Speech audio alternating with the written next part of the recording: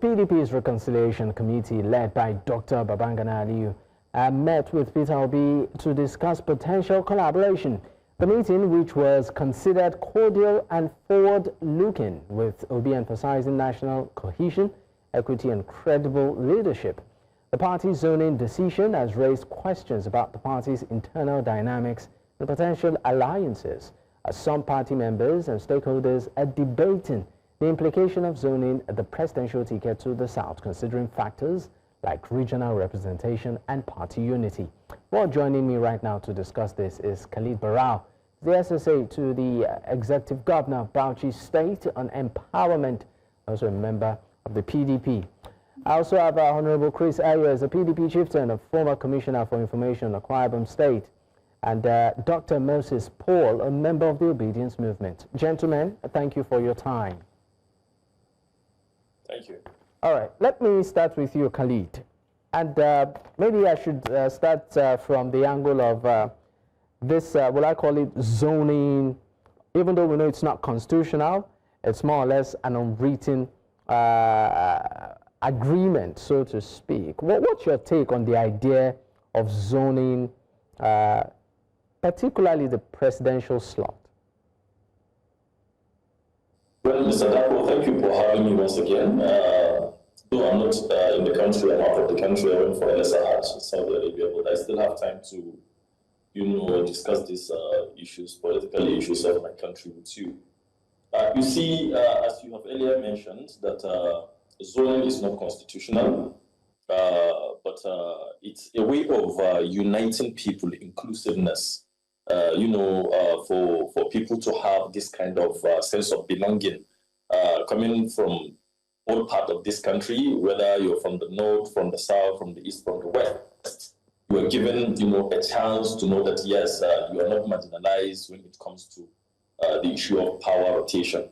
And if precisely the PDP have zoned the presidential ticket to the southern part of this country, of course, I would love that, and I will appreciate PDP for doing that, because if you look at it, in the last 8 years, without the 2 years of President Bola Ahmed Tinubu, the North spent the last 8 years of President Muhammadu Buhari of blessed memory, and that by shifting the ticket of the APC to the South, it means APC is trying to bring everybody on board from the North to the southern part of this country. So if PDP does that, I think it's a welcome development. It's a way of, uniting the country, and inclusion is also considered.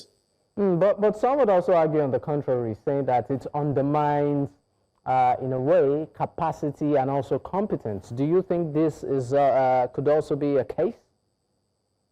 Well, you cannot say that it undermines competence, because you cannot say you don't have competent people from the southern part of this country. And even if you talk about competency and, what did you call the other thing? Competency and...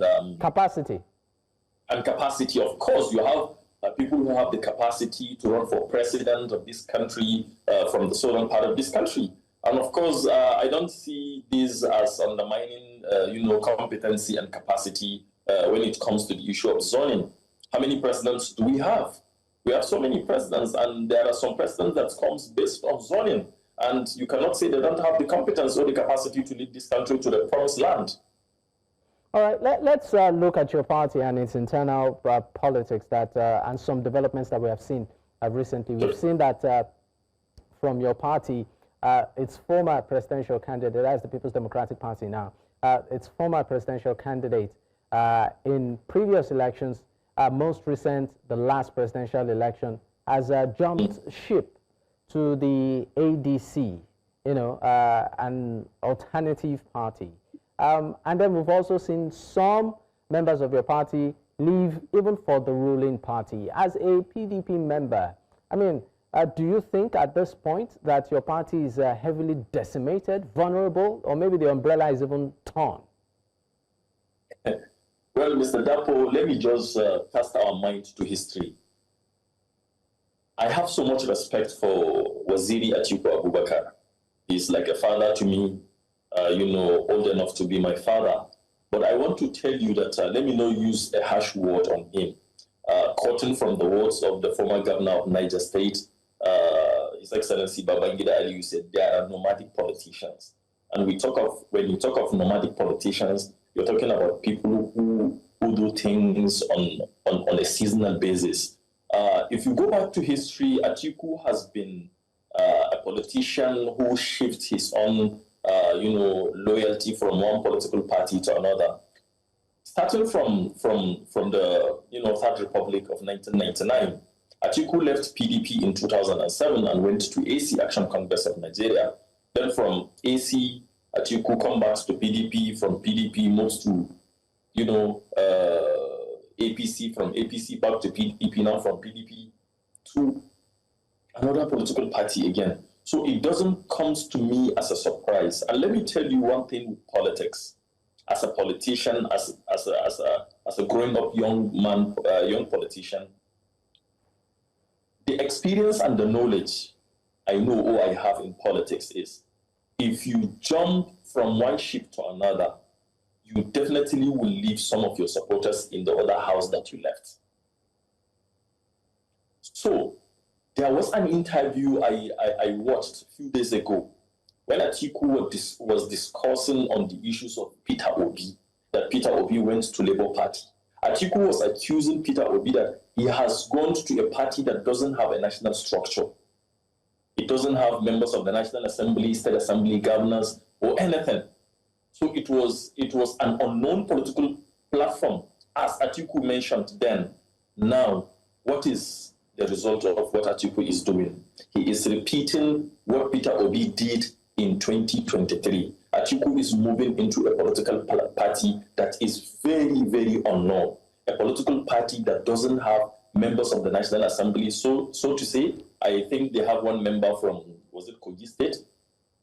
You can't eat your cake and have it again. But some will argue on the contrary. Sorry, some will argue on the contrary that he did well during the last election. He came second, and that he must, have a very strong. I mean, he has proved it over the years that he has strong following, nationally, particularly in the north. And so maybe on that premise, he felt, you know what, anywhere I go, my loyalists will go with me. Do you think this is the case? Mr. Dapo, we need to shift our thinking from the politics of North and South. This issue of Northern agenda, I think, is one of the very ingredients that is destroying this nation. I hate it when people talk about it is time for the North or it is time for the South. But I like it when you said, let us give it to the North or let us give it to the South, since the North did their own 8 years. That is inclusion, that is unity. But you cannot come out and begin to say that this is the time of it has never been a time of North or South. It is about Nigeria and what Nigeria stands to gain from. You understand?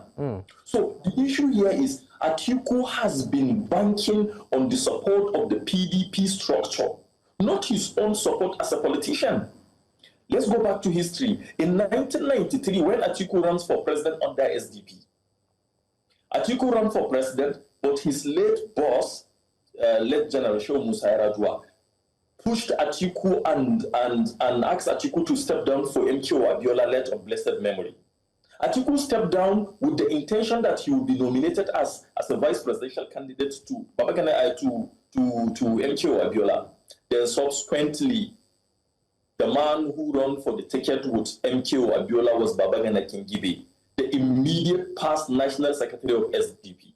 And the governors of the SDP united and said, no, we want our national secretary to be handpicked as the running mate to let MKO Abiola. And that was what happens. So if you see how things are going, it shows that the governors, the national structures of the party owned the party, not an individual. A party is bigger than an individual. So you cannot move from PDP and go to ADC and ask a sitting governor to move with you when you did not even consult with the governors, when you did not even consult with the members of the National Assembly, when you did not even consult with stakeholders of the party.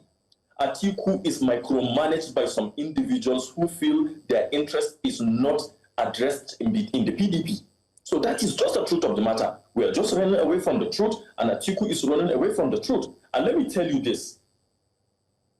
With this process now that Atiku has left PDP, I am telling you, Mr. Dapo, quote me anywhere and mark my words. Comes 2027, Atiku will lose election again. You say that with all confidence. Sorry, you say that with all confidence. Absolutely, I'm saying it with all confidence. In spite of his performance in 2023. Let me tell you something. Towards the build-up of 2023 election, there was balkanization in the PDP. Atiku, as a national leader and as a leader of the opposition, should have stood firm and unite the party despite the differences of the aftermath of the primary election. But he refuses. He refused to extend his hands. He refused to honor some agreement with some of the aggrieved PDP governors of the party. He refused. And what happens at the end of the day? He lost the election. So you cannot bank on an individual and think that you can get what you want at any time. All right. Double politics is about number. Politics is a game of negotiations, alignment, realignment, and other aspects of it. So you cannot just sit down at the comfort zone of your room with some few individuals that they cannot even produce what you expect them to produce from their state and think that you can win election in Nigeria. Nigerian election is far beyond one regional part of this country. All right. Nigerian election is far beyond north or south. Nigerian election has to be all right, Khalid. All right, Khalid. Your point has been made very well. But at this point, we'll go on a quick break. When we return, we'll be bringing in Honorable Chris Eyo as a PDP chieftain and also the former Commissioner for Information, Akwa Ibom State. Stay with us, we'll be right back. Thanks for staying with us. It's still Politics HQ on News Central Television. And of course, I join in this conversation right now is Honorable Chris Eyo as a PDP chieftain, the former Commissioner for Information, Akwa Ibom State. Thank you for your time. I still have on the panel to Khalid Barau, is the SSA to the Executive Governor of Bauchi State on empowerment and also a member of the People's Democratic Party. Gentlemen, thank you for staying with me. Let me come to you, Honorable Eyo. Let me first start by asking what you think of the idea of zoning, particularly the presidential ticket, and His Excellency Atiku Abubakar's exit from your party. I'll pick something from what Mr. Barau did say. He said that Atiku largely banked on the structure of the party as against his personality to gain such followership and political momentum. Do you think that is the case?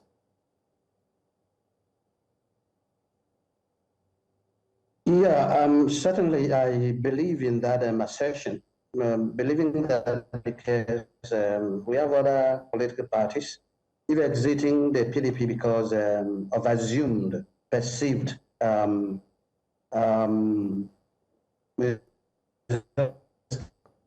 standing or challenge of leadership, then it should have gone to a purely whole lot of persons are gravitating towards there, trying to make it look humongous and big. So if he's too sure of his own personality, his following, then he could and let go ADC. So he shows that he's looking at the strength of the party to do the way he did so with the PDP. So I believe in that assertion that is following where he can have the platform with many persons to run, not because he feels that he has his own personal following or followers to help him win the election. Honorable Eyo, what's your take on zoning the presidential ticket, for instance, where there are clamors now that for now the ticket stays in the south for the next election season, and then maybe it goes up north. Do you think that that in a way impedes in the way of competence, capacity, or you know, the idea of putting the right persons in the right places?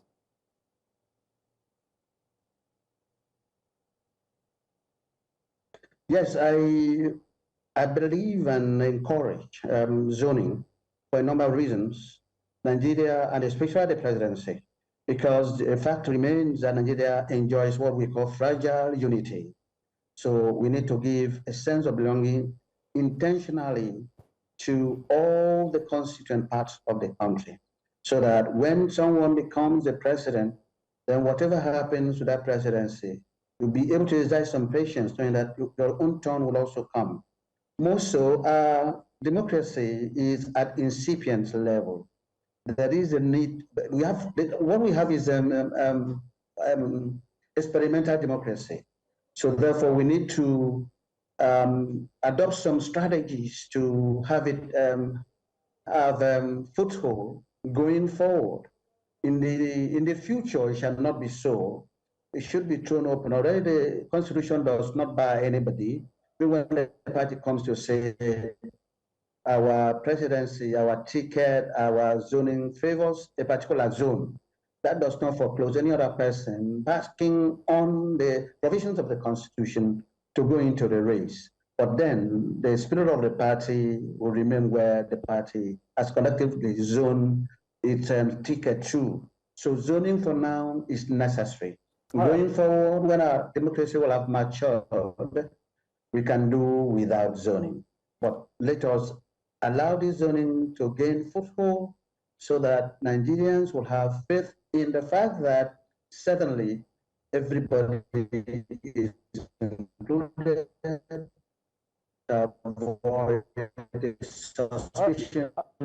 Honorable Ayo, if you can hear me, we're having a bit of difficulty trying to connect with you, but I think we got a bit of what you were trying to say. But let me bring the question back to you, Khalid. Khalid, what would you say as regards the influence of the FCT minister in the party? We know that to a very large extent, that was even the crux of the party's internal rift that snowballed into defections and what we see right now. But I'd like you to speak on the FCT minister. He is actively working for the current government and still claims, or is still a strong member of your party, which is the People's Democratic Party. As a party member, what do you make of this? See, for you to be a carrying card member of the party and work for another government, Barrister Nyesom Wike is not the first person to do that. I could remember in 2007 when President Umar Musa Yar'Adua came on board, he formed what we call the Government of National Unity. And then Senator Saidu Umar Kumu was the National Secretary of ANPP, if I could remember. He was holding a high-ranking position in ANPP. And when President Musa Yar'Adua formed that Government of National Unity, he extended his hand of fellowship to other political parties. And I could remember vividly well, Senator Saidu Umar Kumu was appointed a special advisor to the president then. So coming back to what former Governor Nyesom Wike is doing now, serving as a minister of the Federal Capital Territory, you know, frankly speaking, everybody has his own wound in the party or in politics. So sometimes we try to manage our own wounds so that we move forward. It's his own constitutional right to accept an appointment. And I could remember Honorable Minister Nyesom Wike said he wrote to the party at the state level and the zone and the national that the government is offering him a space to come and serve in the government, and he wrote to the party, and the party acknowledged that and give him the go-ahead to accept that appointment, not even knowing that he will be appointed a minister of the Federal Capital Territory. So to me, I see that as a call to service in our own nation. Assuming now, as a senior special assistant on empowerment to the governor of Bauchi State, as I am, if President Bola Ahmed Tinubu now said, Khalid, come and serve your nation, would I say no? No. So Khalid, I need to get it. So you even said, you are saying that even as you are the SSA to the governor of your state, who is a member of the People's Democratic Party, if the current president, Bola Ahmed Tinubu, of the APC should call you to his cabinet, you will leave your current position and move. Is that what you're saying? What I'm saying is, whenever you are called to serve your nation, you don't say no to service of the nation. But what happens to party loyalty here? There is party loyalty, of course. Wike has been attending party meetings. Wike was in Bauchi State Governor's Lodge when a caucus meeting was holding. And I saw him with my own eyes. And, you feel that there are no concerns that it might leak party secrets to the ruling party? How do you strategize when you know? Let me tell you one thing about. These are the questions Nigerians, are asking. Okay, let me tell you something about me as an individual, not as Wike. There is one thing that you should respect in your life. That is your own integrity, and you should be trustworthy, and you should do things with the fear of God. So, if assuming it is me in that position now, I know that I have my own loyalty to my party. But serving a country is entirely different from my political party. So I will serve this country and I will give my absolute loyalty to the party. And that is exactly what I hope people to do. Now, if you said maybe in the case of Wike have accepted to be appointed as a minister. And today, the very members and founding fathers of this party are saying, we are going to work for ADC because Wike did that. Are we making sense? If Wike have made a mistake to them, working for APC and as a carrying card member of the PDP, what I expected our leaders and our stakeholders to do is for us to call the attention of everybody. Look, what you are doing signifies disloyalty to your party. But we want you to give us a proof of point that you are not going to leak party secret between you and your God. Nobody will see your mind. Khalid, I'm really tempted to ask that if there is an election today, right? Which party? Maybe I should even ask you, if you're a member of the PDP, which you are, for instance, and you are serving with the All Progressives Congress, which is an opposition, which party will you vote for? PDP. I would vote for PDP. Of course, now, did Wike ever said he is no longer a member of the PDP? Okay. Did he? Okay. He did not. Okay, let me leave you for a moment. Let me bring in Honorable Chris Eyo. Okay. Honorable, thank you for staying with us. Maybe I should also ask you what you feel, being a PDP member yourself, what you feel about the activities of His Excellency Nyesom Wike, who is a member of your party, the People's Democratic Party, and is actively serving, under the ruling party, All Progressives Congress. Well, this is not the first time that a prominent member of the opposition party is appointed into government. In 1999, we saw this. The then national chairman of the APP or ANPP, as it were, was made a minister during the PDP-led federal government. I can't remember the exact name, somebody Ali. But the challenge we have is because Wike is a man who runs his mouth, and some of the insinuations and his utterances are so suspicious. But ordinarily, there's nothing wrong. Though he betrayed the party in the election by mobilizing some other governors onto his side to vote for the incumbent president. But that is not to say that he's no more a member of the party. Constitutionally, he's still a member of the party. It is left for the party to meet at the appropriate level and then put into context his attitude, actions, and inactions, and then decide if he's still being considered a member of the party. If not, then it could be cashed, and then we move on. But certainly his strength as an individual, his influence as an individual over the party will not last forever. All right, thank you very much, Honorable Eyo. Let me come back to you, Khalid. Khalid, I don't know, I'm just tempted to ask you, and I'm going to ask you this point blank. Will you ever defect from the PDP, or when will you defect from the PDP? Defect from the PDP. You said what? I will never defect from the PDP. You will never defect from the PDP? I will not. But you can serve with the APC if the opportunity arises. That is a different case. But it can happen. It is a Rubicon. Let us meet the Rubicon first. I cannot preempt myself now. All right. Thank you so much. We'll go on a quick break. When we return, we'll definitely pick up this conversation. Stay with us. We'll be right back.